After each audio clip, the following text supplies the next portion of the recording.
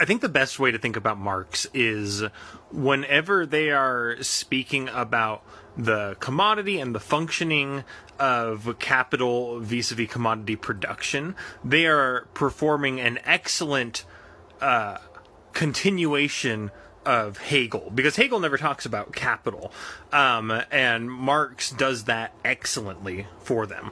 Where Marx goes awry is anytime that they are talking about what society is going to be like after the revolution, and that's where Marx goes awry the most.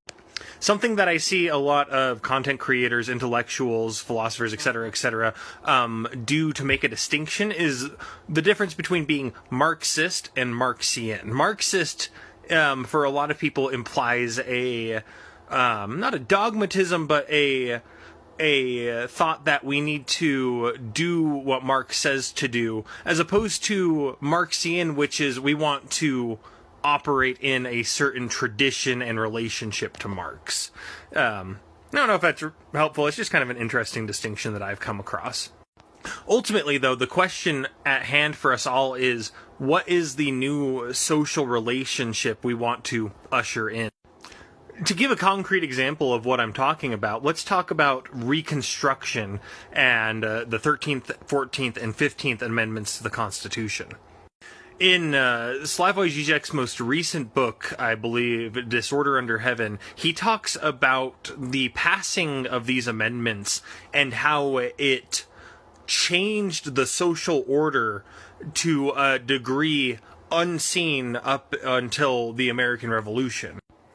There are also bits like Marx in Capital Volume 3 where he kind of cryptically says that the limit of capitalism is capitalism. What is meant by that is the limit of capitalism is its own internal ability to exist in a state of extended crisis and have this crisis be its core driving factor. Capital must continually be solving its own crisis with a new crisis that is brewing, and its ability to sustain in this frantic tension is its ultimate limit. The question of what a social relationship looks like outside of that process of the reproduction of capital is a question that I think is very interesting, but I don't have anywhere near a clear place to weigh in on. And I'm not sure if any other thinker does either. That's the problem for the left.